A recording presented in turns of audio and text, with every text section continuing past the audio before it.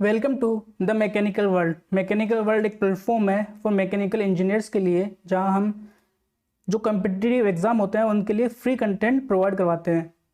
So today we will study fluid mechanics, और fluid mechanics में हमारा टॉपिक होगा viscosity. So what is viscosity? देखो, विस्कोसिटी क्या होता है?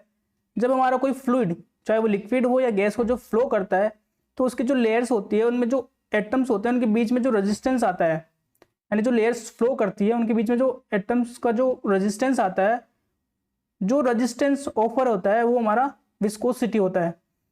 मतलब जो रेजिस्टेंस ऑफर होता है वो प्रॉपर्टी क्या होता है? हमारा विस्कोसिटी होता है। सो let us see what is viscosity.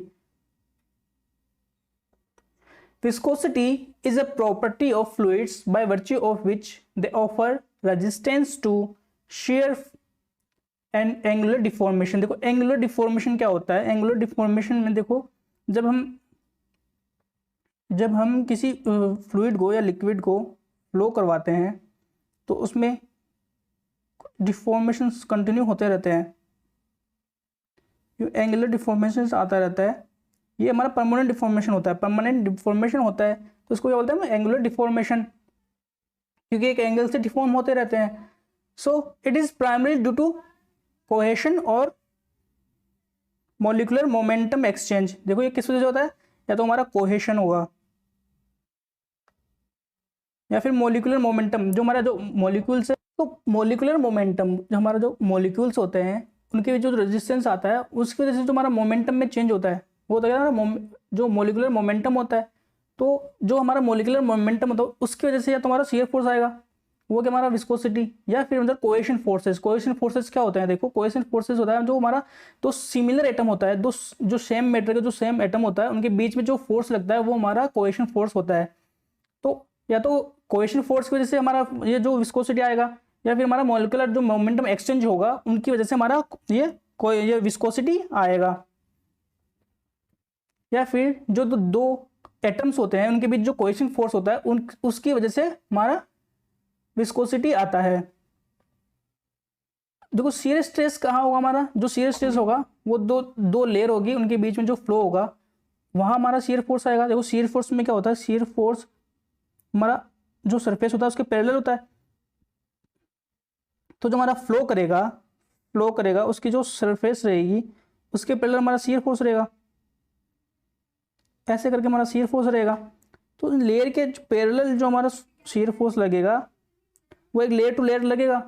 सो हमारा विस्कोसिटी क्या होगा? लेयर पे जो हमारा सरफेस होता है वाटर का उससे एक लेयर पे लगेगा, या फिर जो भी हमारा कोई फ्लूइड होगा उसकी लेयर पे शियर फोर्स लगेगा, उसकी वजह से क्या होगा? हमारा विस्कोसिटी आएगा।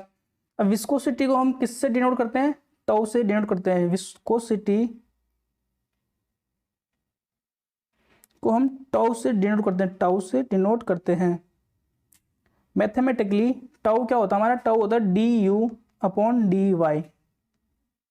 डी यू का हमारा जो वेलोसिटी होता है लेयर का वो होता है हमारा डी यू, और डी वाई का होता है हमारा डिस्टेंस होता है कि कितने डिस्टेंस, जो स्टार्टिंग होता है उसकी कितनी डिस्टेंस से हमारा जो डी यू है उसमें चेंजेस आ रहा है। तो डी यू हमारा किस तरह से होता है? डी यू हमारा ऐसे करके यूँ होता है।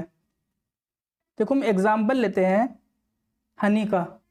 हमने लास्ट लेक्चर में हनी का एग्जाम्पल लिया था कि हनी जो उसकी विस्कोसिटी ज़्यादा है इसलिए फ्लो कम करता है। देखो, अब हमने अब जो हम देख रहे हैं इसमें वीडियो में, हनी हमारा फ्लो कर रहा है।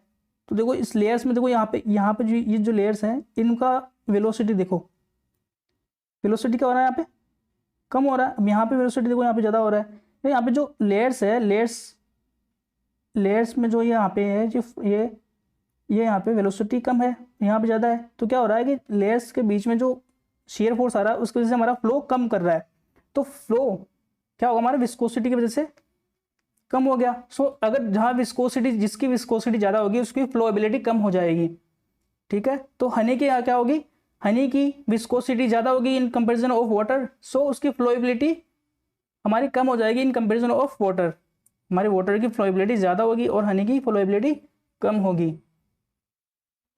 देखो, विस्कोसिटी को हम एक और तरीके से मेजर करते हैं कि रेट ऑफ शियर स्ट्रेन। देखो, शियर स्ट्रेन क्या हो गया? शियर क्या होता है? हमारा जो लेयर्स के बीच में लगने वाला जो हमारा सरफेस होती है उसके पैरेलल लगता है। शेयर स्ट्रेन, अब देखो स्ट्रेन मतलब क्या आ रहा है, देखो अगर कोई भी लेयर होगी वो ऐसे पहले पहले यहाँ रहेगी, फिर उसको हम शेयर फोर्स देते हैं। जब शेयर फोर्स देंगे तो उसकी लेयर हमारे आगे जाएगी क्योंकि उसमें वेलोसिटी आ जाएगी, फ्लो करेगा, तो ऐसे करके फिर ज़्यादा जाएगी। फिर क्या होगा, वो कंटिन्यूसली डिफॉर्म होता रहेगा, वो एक जगह रुकेगा नहीं। जब हम उसमें शेयर स्ट्रेस देंगे तो वो फ्लो करेगा, तो फ्लो करने की वजह से उसमें कंटिन्यूसली स्ट्रेन आता रहता है, तो उसको रेट ऑफ शेयर स्ट्रेन बोलते हैं।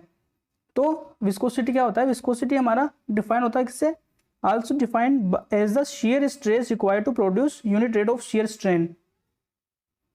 Unit rate of shear strain के लिए जो हमारा शेयर स्ट्रेस रिक्वायर्ड होता है वो क्या होता है, हमारा विस्कोसिटी होता है, विस्कोसिटी होता है। नेक्स्ट है हमारा यूनिट ऑफ विस्कोसिटी। देखो विस्कोसिटी की यूनिट क्या होती है, विस्कोसिटी का हमारा जो हम मेजर करेंगे तो उसकी यूनिट क्या आएगी। देखो विस्कोसिटी क्या होता है हमारा, tau equals to mu d u upon d y, ये क्या हमारा शेयर स्ट्रेस। अब विस्कोसिटी जो हमारा ये म्यू म्यू का हमारा विस्कोसिटी होता है, so mu equals to tau d y upon d u. अब शेयर स्ट्रेस क्या होता है हमारा,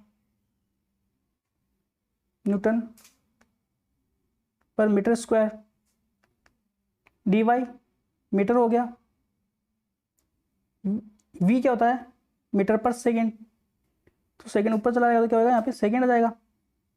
अब देखो मीटर से क्या हो जाएगा, मीटर कैंसिल हो जाएगा, तो ये क्या हो जाएगा Newton per metre square into second, तो ये क्या होगी हमारी शेयर स्ट्रेस की विस्कोसिटी की यूनिट हो जाएगी, Newton per metre square into second. अब देखो न्यूटन पर मीटर स्क्वायर क्या होता है हमारा, न्यूटन पर मीटर स्क्वायर होता है पास्कल होता है, पास्कल होता है। तो ये क्या हो जाएगा हमारे जो विस्कोसिटी होगी उसकी यूनिट क्या हो जाएगी, पास्कल सेकेंड उसकी यूनिट हो जाएगी। So from shear stress we get mu equals to tau d y upon d u. जब इसके हम यूनिट्स को सोल्व करते हैं तो हमारा क्या आता है पास्कल सेकेंड, तो हमारा विस्कोसिटी का यूनिट क्या हो जाएगा पास्कल सेकेंड हो जाएगा। अब देखो क्या बोल रहा है, जब from shear stress we get, देखो यहाँ पे फॉर्मूला सही से नहीं आ रहा है, by putting dimension in the above equation we get unit of viscosity pascal second, जो भी मैंने आपको सोल्व करके बताया है। The unit of CGS is also called poise. देखो ये पास्कल सेकेंड क्या होती है हमारी SI यूनिट होती है, SI यूनिट। अगर हम CGS में लें तो CGS में क्या आएगा हमारा पोइज। बहुत सारे क्वेश्चंस में हमें विस्कोसिटी पोइज में दी जाती है तो उसको हमको सोल्व करना पड़ता है। पोइज देखो क्या होता है, पोइज होता है 1 पोइज इक्वल्स टू 0.01 सॉरी देखो 1 पोइज कितना होता है, 1 पोइज होता है हमारा 0.1 पास्कल सेकेंड। क्या होता है 0.1 pascal second. If viscosity is given in poise it must be divided by 10 to get it. जब 10 से डिवाइड करेंगे तो इसकी वैल्यू कितनी हो जाएगी 0.1 हो जाएगी। बहुत सारे क्वेश्चंस में हमें दिया जाता है कि पोइज उसकी विस्कोसिटी दी जाती है और हमें क्वेश्चन सोल्व करना पड़ता है। देखो तो हमें ऐसा ही यूनिट में कन्वर्ट करना पड़ता है, तो हम उसको 1/10 कर देंगे, 1/10 कर देंगे तो क्या आ जाएगा हमारा पास्कल सेकेंड में यूनिट आ जाएगी। देखो यहाँ कंपेयर करके बताया हुआ है वाटर का फ्लो कैसे हो रहा है और हनी का फ्लो। देखो ये वाटर है हमारा, ये वाटर का फ्लो है और ये हनी जो हमारा शहद होता है ये हनी का फ्लो है। देखो हनी कम फ्लो कर रहा है क्योंकि इसकी विस्कोसिटी थोड़ी ज़्यादा होती है, और वाटर ज़्यादा फ्लो कर रहा है क्योंकि इसकी विस्कोसिटी कम होती है, और हनी की विस्कोसिटी क्या होती है ज़्यादा होती है। इसलिए हनी हमारा कम फ्लो करता है लेकिन वाटर हमारा ज़्यादा फ्लो करता है।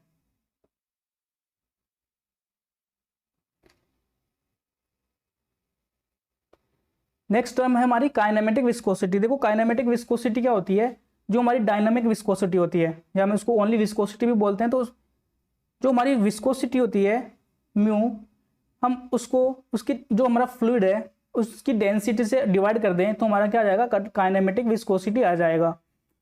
सो what is kinematic viscosity?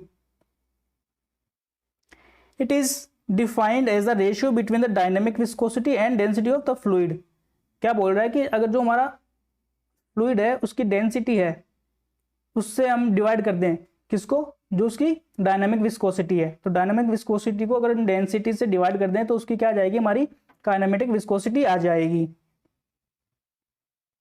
It is denoted by the Greek symbol new,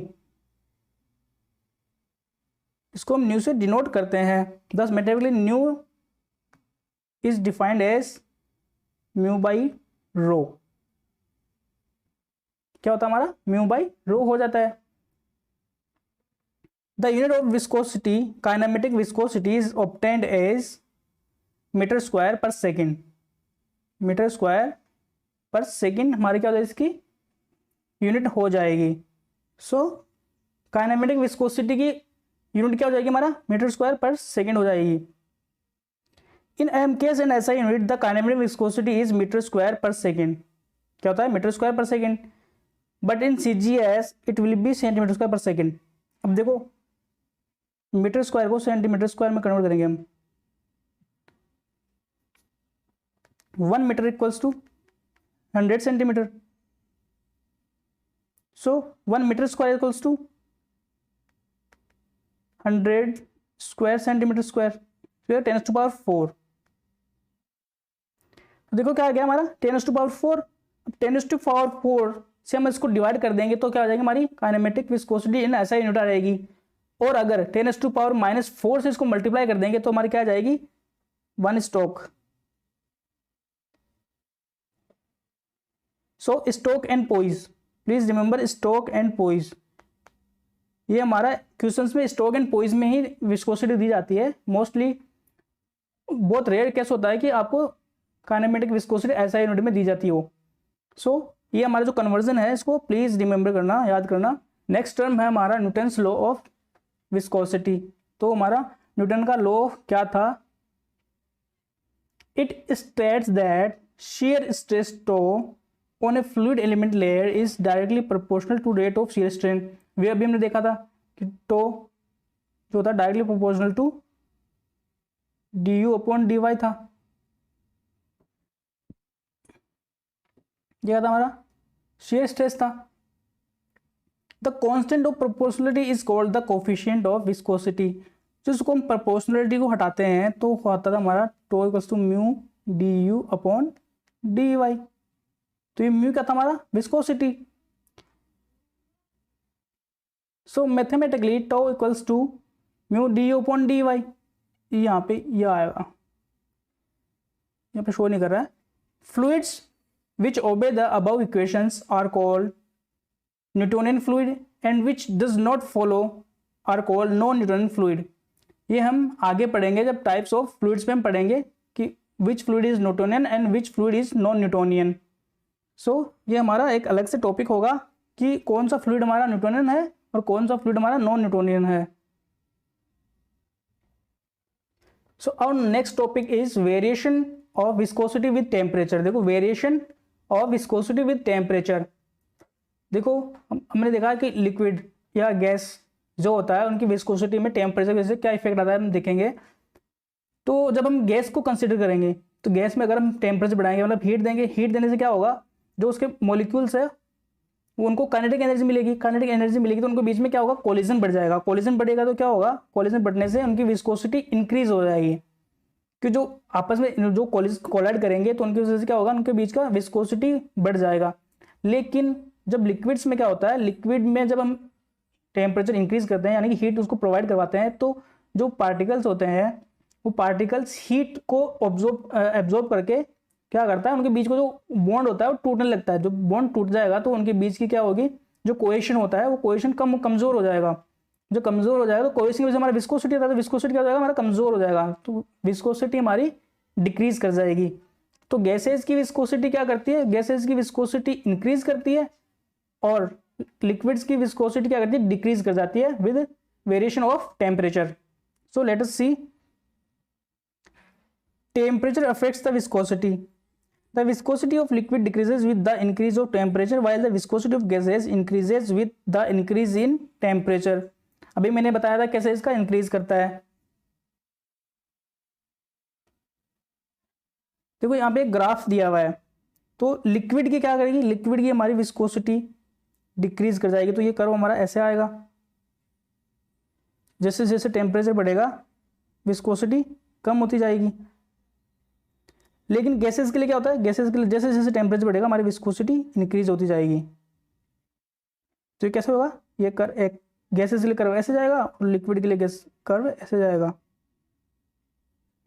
ठीक है, देखो यहाँ पे एक एग्जांपल दे रखा है। ये एग्जांपल किसका, हमारा ये एग्जांपल हमारा लिक्विड का है।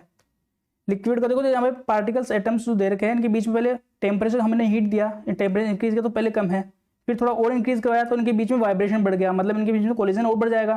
फिर देखो इसमें यहाँ और देखो हमने टेम्परेचर और बढ़ा दिया तो इनके बीच में वाइब्रेशन बहुत ज़्यादा बढ़ गया है। तो वाइब्रेशन जब बढ़ गया मतलब इनके बीच में कोलिजन बढ़ गया, कोलिजन बढ़ जाने से क्या होगा, इसका विस्कोसिटी ज़्यादा इंक्रीज कर जाएगी, विस्कोसिटी ज़्यादा हो जाएगी।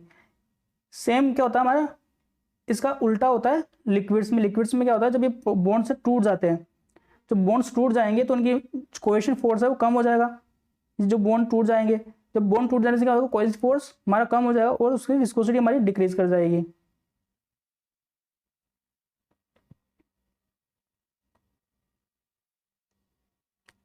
सो ये हमारा विस्कोसिटी टॉपिक है, यहीं पे खत्म होता है। सो thank you for watching and please subscribe the channel. आपका एक सब्सक्राइब मुझे और मोटिवेट करेगा ऐसे वीडियो बनाने के लिए। So thank you once again.